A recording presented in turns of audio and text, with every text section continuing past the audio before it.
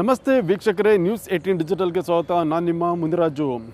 ಬೆಂಗಳೂರಿನಲ್ಲಿ ರಸ್ತೆ ಬದಿ ನಿಲ್ಲಿಸಿರುವಂಥ ಒಂದು ಅನಾಥ ವಾಹನಗಳೇನಿದೆ, ಇಂಥ ಒಂದು ವಾಹನಗಳ ತೆರವು ಕಾರ್ಯಾಚರಣೆಯನ್ನು ಇವತ್ತಿನಿಂದ ಶುರು ಮಾಡಲಾಗಿದೆ. ಏನು ಕಳೆದ ಒಂದು ವಾರದ ಹಿಂದೆ ಇಂಥ ಒಂದು ಅನಾಥ ವಾಹನಗಳಿಗೆ ನೋಟಿಸನ್ನು ಅಂಟಿಸಿ ಅವುಗಳನ್ನು ತೆರವು ಮಾಡೋದಕ್ಕೆ ಒಂದು ಎಚ್ಚರಿಕೆಯನ್ನು ಕೂಡ ಕೊಡಲಾಗಿತ್ತು. ಇದೀಗ 7 ದಿನಗಳ ಒಂದು ಕಾಲಾವಕಾಶ ಮುಗ್ದಿರೋದ್ರಿಂದ ಈಗ ಈ ಒಂದು ಬೀಡಾದಿ ವಾಹನಗಳನ್ನು ಬೇರೆ ಕಡೆಗೆ ಶಿಫ್ಟ್ ಮಾಡುವಂಥದ್ದು ಮತ್ತು ಟೋಯಿಂಗ್ ಮಾಡುವಂಥ ಕೆಲಸವನ್ನು ಈಗ GBA ಮತ್ತು ಸಂಚಾರ ಪೊಲೀಸರು ಕೂಡ ಜಂಟಿಯಾಗಿ ಇವತ್ತು ಶುರು ಮಾಡಿರೋದು. ಹಾಗಾದರೆ ಎಲ್ಲೆಲ್ಲಿ ಈ ಒಂದು ಟೋಯಿಂಗ್ ನಡೀತಾ ಇದೆ, ಎಷ್ಟು ವಾಹನಗಳನ್ನು ಟೋ ಮಾಡ್ತಾ ಇದ್ದಾರೆ ಅನ್ನೋದ್ರ ಬಗ್ಗೆ ಸಂಪೂರ್ಣ ಡೀಟೇಲ್ಸನ್ನು ನಾನು ನಿಮಗೆ ಕೊಡ್ತೀನಿ. ಅದಕ್ಕೂ ಮುನ್ನ ನೀವು ನಮ್ಮ ಯೂಟ್ಯೂಬ್ ಚಾನಲನ್ನು ಸಬ್ಸ್ಕ್ರೈಬ್ ಮಾಡಿ ಮತ್ತು ಬೆಲ್ ಬಟನನ್ನು ಒತ್ತಿ, ಹಾಗೂ ನಮ್ಮ ಫೇಸ್ಬುಕ್ ಮತ್ತು ಇನ್ಸ್ಟಾಗ್ರಾಮ್ ಪೇಜನ್ನು ಫಾಲೋ ಮಾಡಿ. ವೀಕ್ಷಕರೇ, ಏನು ಬೆಂಗಳೂರು ನಗರದಲ್ಲಿ ರಸ್ತೆಗಳು ಮತ್ತು ಸಾರ್ವಜನಿಕ ಸ್ಥಳಗಳಲ್ಲಿ ನಿಲ್ಲಿಸಿರುವಂಥ ಒಂದು ಅನಾಥ ವಾಹನಗಳೇನಿದೆ, ಇಂಥ ಒಂದು ವಾಹನಗಳ ತೆರವು ಕಾರ್ಯಾಚರಣೆಗೆ ಕಳೆದ ಒಂದು ವಾರದಿಂದ ಕೂಡ GBA ಅಧಿಕಾರಿಗಳು ಸಾಕಷ್ಟು ಮಾಹಿತಿಯನ್ನು ಕೊಟ್ಟಿದ್ದರು. ಮತ್ತು ಬೀಡಾದಿ ವಾಹನಗಳ ಮೇಲೆ ಒಂದು ನೋಟಿಸನ್ನು ಅಂಟಿಸಿ 7 ದಿನಗಳ ಒಳಗಡೆ ಈ ಒಂದು ವಾಹನಗಳನ್ನು ಬೇರೆ ಕಡೆಗೆ ಶಿಫ್ಟ್ ಮಾಡಬೇಕು ಅಥವಾ ಸ್ಥಳಾಂತರ ಮಾಡಬೇಕು ಅಂತೇಳಿ ವಾಹನ ಮಾಲೀಕರಿಗೂ ಕೂಡ ಒಂದು ಸೂಚನೆಯನ್ನು ಕೂಡ ಕೊಟ್ಟಿದ್ರು. ಇದೀಗ ಈ ಒಂದು 7 ದಿನಗಳ ಒಂದು ಗಡುವು ಮುಗಿದ ಬಳಿಕ ಈಗ ರಸ್ತೆ ಬದಿ ನಿಲ್ಲಿಸಿರುವಂಥ ಒಂದು ವಾಹನಗಳನ್ನು ತೆರವು ಮಾಡುವಂಥ ಕಾರ್ಯಾಚರಣೆಯನ್ನು ಖುದ್ದು GBA ಹಾಗೂ ಸಂಚಾರ ಪೊಲೀಸರೇ ಈಗ ಏನು ಶುರು ಮಾಡಿದ್ದಾರೆ. ಈಗಾಗಲೇ ಇವತ್ತು ಮಲ್ಲೇಶ್ವರದ 4ನೇ ಮುಖ್ಯ ರಸ್ತೆಯಲ್ಲಿ ಇದ್ದಂಥ 2 ಕಾರುಗಳನ್ನು ತೆರವು ಮಾಡುವಂಥ ಕಾರ್ಯಕ್ಕೆ ಒಂದು ಖುದ್ದು ಬೆಂಗಳೂರು ನಗರಾಭಿವೃದ್ಧಿ ಸಚಿವರಾಗಿರುವಂಥ ಕೃಷ್ಣ ಬೈರೇಗೌಡ ಅವರೇ ಒಂದು ಚಾಲನೆಯನ್ನು ಕೂಡ ಕೊಟ್ಟಿದ್ದಾರೆ. ಈಗಾಗಲೇ ಈ ಒಂದು ವಾಹನಗಳನ್ನು ತೆರವು ಮಾಡಿ ಏನು GBA ಅಧಿಕಾರಿಗಳು ಗುರುತು ಮಾಡಿರುವಂಥ ಒಂದು ಡಂಪ್ ಯಾರ್ಡ್ ಏನಿದೆ, ಆ ಒಂದು ಸ್ಥಳದಲ್ಲಿ ಒಂದು ಕಾರನ್ನು ತೆಗೆದುಕೊಂಡು ಕೂಡ ಹೋಗಿರೋದು. ಮತ್ತೊಂದು ಕಾರ್ಗೂ ಕೂಡ ನೋಟಿಸನ್ನು ಅಂಟಿಸಿದ್ರು. ಈ ಒಂದು ಕಾರಿನ ಮಾಲೀಕರು ಕೂಡಲೇ ಸ್ಥಳಕ್ಕೆ ಬಂದು ಈ ಒಂದು ಕಾರಿಗೆ ಏನು ದಂಡ ಕಟ್ಟಬೇಕು ಅದನ್ನು ಪಾವತಿ ಮಾಡಿ ತನ್ನ ಕಾರನ್ನು ಬಿಡಿಸ್ಕೊಂಡು ಹೋಗ್ತೀನಿ ಅಂತೇಳಿ ಒಂದು ಪೊಲೀಸರಿಗೆ ಒಂದು ಮಾಹಿತಿಯನ್ನು ಕೂಡ ಕೊಟ್ಟಿದ್ರು. ಕೂಡಲೇ ಏನು ಪೊಲೀಸರು ಆ ಒಂದು ವಾಹನದ ಮೇಲೆ ಇದ್ದಂಥ ಏನು ದಂಡ ಏನಿದೆ ಅದನ್ನು ಫೈನನ್ನು ಕಟ್ಟಿಸಿಕೊಂಡು ನಂತರ ಕಾರನ್ನು ಮಾಲೀಕರಿಗೂ ಕೂಡ ವಾಪಸ್ ಕೊಟ್ಟಿದ್ದಾರೆ. ಈಗಾಗಲೇ ಬೆಂಗಳೂರು ನಗರದಾದ್ಯಂತ ಈ ರೀತಿಯ ಒಂದು ಕಾರ್ಯಾಚರಣೆಯನ್ನು ಇವತ್ತಿನಿಂದ ಶುರು ಮಾಡ್ತಾ ಇರೋದು. ನಗರದಲ್ಲಿ ಸುಮಾರು 500 ವಾಹನಗಳನ್ನು ಏನು ಫೈಂಡ್ ಔಟ್ ಮಾಡಿ ಅವುಗಳನ್ನು ತೆರವು ಮಾಡೋದಕ್ಕೆ ಈಗ ಸಂಚಾರ ಪೊಲೀಸರು ಈಗ ಮುಂದಾಗ್ತಾ ಇದ್ದಾರೆ. ಈಗಾಗಲೇ ಏನು ರಸ್ತೆ ಬದಿ ಮತ್ತು ಸಾರ್ವಜನಿಕ ಸ್ಥಳಗಳಲ್ಲಿ ನಿಲ್ಲಿಸಿರುವಂಥ ಒಂದು ವಾಹನಗಳನ್ನು ಸುಮಾರು ಸಂಚಾರ ಪೊಲೀಸರು ಮತ್ತು GBA ಅಧಿಕಾರಿಗಳು ಕೂಡ ಪತ್ತೆ ಮಾಡಿ ಅದನ್ನು ಮಾರ್ಕ್ ಕೂಡ ಮಾಡಿದ್ದಾರೆ.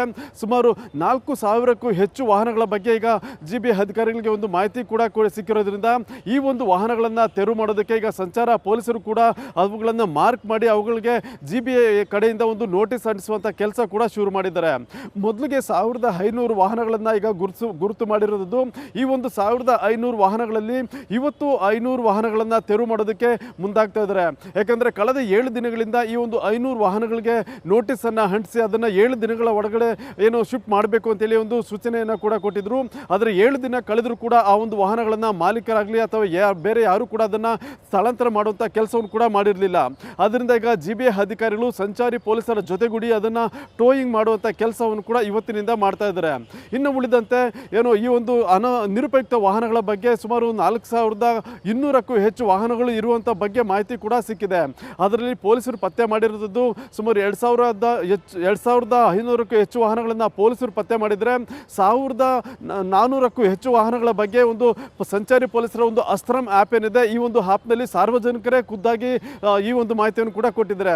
ಎರಡೂ ಕೂಡ ಸೇರಿದರೆ 4,200ಕ್ಕೂ ಹೆಚ್ಚು ವಾಹನಗಳ ಬಗ್ಗೆ ಈಗ ಪೊಲೀಸರು ಕೂಡ ಒಂದು ಮಾಹಿತಿಯನ್ನು ಕಲೆ ಹಾಕಿದ್ದು ಅವುಗಳ ಬಗ್ಗೆ ಕೂಲಂಕುಷವಾಗಿ ಆ ಒಂದು ಸ್ಥಳಗಳಿಗೆ ಭೇಟಿ ಕೊಟ್ಟು ಪರಿಶೀಲನೆ ಮಾಡುವಂಥ ಕೆಲಸವನ್ನು ಕೂಡ ಮಾಡ್ತಾ ಇದ್ದಾರೆ. ಅದರಲ್ಲಿ ಪೊಲೀಸರು ಸ್ಥಳ ಮಹಜರು ಮಾಡಿ ಅದರಲ್ಲಿ ಯಾವ್ಯಾವ ವಾಹನಗಳನ್ನು ತೆರವು ಮಾಡಬೇಕು ಮತ್ತು ಅವು ಎಷ್ಟು ದಿನಗಳಿಂದ ಆ ಒಂದು ಸ್ಥಳದಲ್ಲಿ ಪಾರ್ಕ್ ಮಾಡಲಾಗಿದೆ ಅನ್ನೋದ್ರ ಬಗ್ಗೆ ಕೂಡ ಖಚಿತವಾದ ಮಾಹಿತಿಯನ್ನು ಪಡೆದು ನಂತರ GBA ಅಧಿಕಾರಿಗಳಿಗೆ ಒಂದು ಮಾಹಿತಿಯನ್ನು ಕೂಡ ರವಾನೆ ಮಾಡ್ತಾರೆ. ಅಲ್ಲಿ GBA ಅಧಿಕಾರಿಗಳು ಕೂಡ ಸ್ಥಳಕ್ಕೆ ಭೇಟಿ ಕೊಟ್ಟು ಅವುಗಳ ಬಗ್ಗೆ ಒಂದು ಅವುಗಳ ಮೇಲೆ ಒಂದು ಸ್ಟಿಕ್ಕರನ್ನು ಅಂಟಿಸಿ ನೋಟಿಸನ್ನು ಕೂಡ ಅಂಟಿಸುವಂಥ ಕೆಲಸವನ್ನು ಕೂಡ ಮಾಡ್ತಾ ಇದ್ದಾರೆ. ಯಾಕೆಂದರೆ ಕಳೆದ 15 ದಿನಗಳಿಗಿಂತ ಹೆಚ್ಚಿನ ಕಾಲ ಯಾವುದೇ ವಾಹನ ರಸ್ತೆ ಬದಿ ಅಥವಾ ಸಾರ್ವಜನಿಕ ಸ್ಥಳದಲ್ಲಿ ಪಾರ್ಕ್ ಮಾಡಿದರೆ ಅಂಥ ಒಂದು ವಾಹನಗಳನ್ನು ಏನು ಬೀಡಾದಿ ವಾಹನಗಳು ಅಂತೇಳಿ ಪರಿಗಣನೆ ಮಾಡಿ ಅವುಗಳನ್ನು ತೆರವು ಮಾಡುವಂಥದ್ದು ಮತ್ತು ನೋಟಿಸ್ ಅಂಟಿಸುವಂಥ ಕೆಲಸವನ್ನು ಕೂಡ ಮಾಡ್ತಾ ಇದ್ದಾರೆ. ಒಂದು ವೇಳೆ ಈ ಒಂದು ವಾಹನಗಳನ್ನು ತೆರವು ಮಾಡದೇ ಇದ್ದಲ್ಲಿ ಅವುಗಳನ್ನು ಟೋಯಿಂಗ್ ಮಾಡುವಂಥ ಕೆಲಸವನ್ನು ಸಂಚಾರಿ ಪೊಲೀಸರು ಕೂಡ ಮಾಡ್ತಾ ಇದ್ದಾರೆ. ಇನ್ನು ಈ ಒಂದು ಟೋಯಿಂಗ್ ಮಾಡಿದ ವಾಹನಗಳನ್ನು ಡಂಪ್ ಮಾಡುವಂಥ ಸಲುವಾಗಿ ಈಗ ನಗರದ 6ಕ್ಕೂ ಹೆಚ್ಚು ಕಡೆಗಳಲ್ಲಿ ಒಂದು ಸ್ಥಳಗಳನ್ನು ಕೂಡ ಈಗ GBA ಅಧಿಕಾರಿಗಳು ಗುರುತು ಮಾಡಿರೋದು. ಶಾಂತಿನಗರ, ಬೇಗೂರು ಮತ್ತು ಸರ್ಜಾಪುರ ಮತ್ತು ಈ ಒಂದು ಸುತ್ತಮುತ್ತಲಿನ ಕೆಲವು ಕೆಲವು ಭಾಗಗಳಲ್ಲಿ ಈ ಒಂದು ವಾಹನಗಳನ್ನು ಡಂಪ್ ಮಾಡೋದಕ್ಕೆ ಒಂದು ಅಗತ್ಯವಾದ ಒಂದು ಸ್ಥಳವನ್ನು ಕೂಡ ಮಾರ್ಕ್ ಮಾಡಿದ್ದಾರೆ. ಈ ಒಂದು ಸ್ಥಳದಲ್ಲಿ ಏನು ಟೋಯಿಂಗ್ ಮಾಡಿದಂಥ ವಾಹನಗಳನ್ನು ಹಾಲ್ಟ್ ಮಾಡಲಾಗುತ್ತೆ. ನಂತರ ಅಲ್ಲಿ ಕೂಡ 15 ದಿನಗಳ ಕಾಲ ಒಂದು ಮಾಲೀಕರಿಗೆ ಒಂದು ಅವಕಾಶವನ್ನು ಕೂಡ ಅಧಿಕಾರಿಗಳು ಕೊಡ್ತಾ ಇದ್ದಾರೆ. ಕೆಲವು ಸಾರ್ವಜನಿಕ ಆಸ್ತಿಗಳು ಕೂಡ ಫುಟ್ಪಾತ್ ಮೇಲೆ ಇದ್ದಾವೆ. ಕೆಲವು ಕಡೆ ಟ್ರಾನ್ಸ್ಫಾರ್ಮರ್ಸ್ ಇದೆ, ಕೆಲವು ಕಡೆ ಟಾಯ್ಲೆಟ್ಸ್ ಇದೆ. ಈ ರೀತಿಯಾಗಿ ಬಸ್ ಸ್ಟಾಪ್ಗಳು ಬೇಕು. ಬಟ್ ಬಸ್ ಸ್ಟಾಪ್ ಕಟ್ಟೋವಾಗ ಏನು ಮಾಡಿದ್ದಾರೆ, ಸರಿಯಾಗಿ ಡಿಸೈನ್ ಮಾಡದೆ ಅದೂ ಕೂಡ ಒಂಥರ ಅಡ್ಡ ಆಗುವಂಗೆ ಮಾಡಿದ್ದಾರೆ. ಇವೆಲ್ಲ ನಮ್ಮ ಗಮನದಲ್ಲಿದೆ. ಮುಖ್ಯಮಂತ್ರಿಗಳಿಗೆ ನಾನು ರಿಕ್ವೆಸ್ಟ್ ಮಾಡಿದ್ದೇನೆ, KEB ಅಂದರೆ ಎನರ್ಜಿ ಡಿಪಾರ್ಟ್ಮೆಂಟ್ ಅವ್ರ ಜೊತೆಗೆ ಒಂದು ಮೀಟಿಂಗ್ ಮಾಡಿ ಲಾಂಗ್ ಟರ್ಮ್ ಒಂದು ಪ್ಲ್ಯಾನ್ ಹಾಕ್ಕೋಬೇಕು. ಅವರು ಎನರ್ಜಿ ಡಿಪಾರ್ಟ್ಮೆಂಟ್ ಜೊತೆಗೂ ಕೂಡ ನಾನು ಸಭೆ ಮಾಡಿ ಅವ್ರಿಗೂ ರಿಕ್ವೆಸ್ಟ್ ಮಾಡ್ತೇನೆ. ಇದಕ್ಕೊಂದು ತಕ್ಷಣಕ್ಕಂತೂ ಏನೂ ಮಾಡೋಕ್ಕಾಗಲ್ಲ. ಈ ಒಂದು 15 ದಿನದಲ್ಲಿ ಮಾಲೀಕರು ಆ ಒಂದು ವಾಹನವನ್ನು ಏನು ಎಲ್ಲಿದೆ ಅನ್ನೋದ್ರ ಬಗ್ಗೆ ಗುರುತು ಮಾಡಿಕೊಂಡು ಅದನ್ನು ಹೋಗಿ ಬಿಡಿಸ್ಕೊಳ್ಳೋದಕ್ಕೆ ಕೂಡ ಒಂದು ಅವಕಾಶ ಇದೆ. ಈ ಒಂದು ಸಂದರ್ಭದಲ್ಲಿ ವಾಹನದ ಮೇಲೆ ಇರುವಂಥ ಒಂದು ದಂಡ ಇರ್ಬೋದು, ಮತ್ತು ಈ ಹಿಂದೆ ಏನಾದರೂ ಸಂಚಾರ ನಿಯಮಗಳ ಒಂದು ಉಲ್ಲಂಘನೆಗೆ ಸಂಬಂಧಪಟ್ಟಂತೆ ಕೇಸ್ಗಳಿದ್ರೆ ಅದಕ್ಕೂ ಕೂಡ ಫೈನ್ ಕಟ್ಟಿ ನಂತರ ಟೋಯಿಂಗ್ ಚಾರ್ಜನ್ನು ಪೇ ಮಾಡಿ ತಮ್ಮ ವಾಹನವನ್ನು ಕೂಡ ಬಿಡಿಸ್ಕೊಳ್ಳೋದಕ್ಕೆ ಒಂದು ಅವಕಾಶ ನೀಡಲಾಗಿದೆ.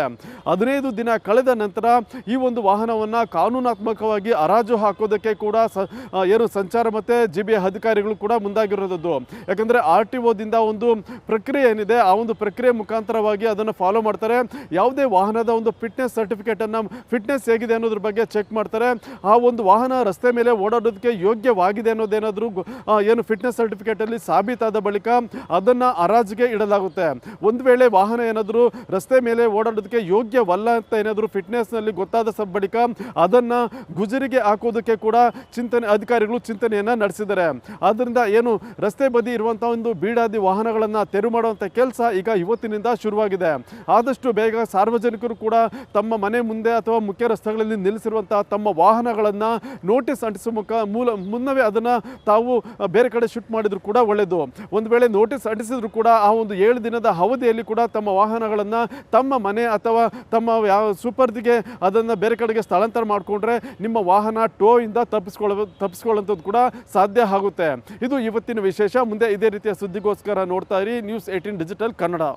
ನಿರ್ಭೀತ, ನಿಷ್ಪಕ್ಷಪಾತ, ವಿಶ್ವಾಸಾರ್ಹ ಸುದ್ದಿಗಳಿಗೆ ಹೆಸರಾಗಿರುವ ನ್ಯೂಸ್ 18 ಕನ್ನಡ ಈಗ ಆಪ್ನಲ್ಲೂ ಲಭ್ಯವಿದೆ.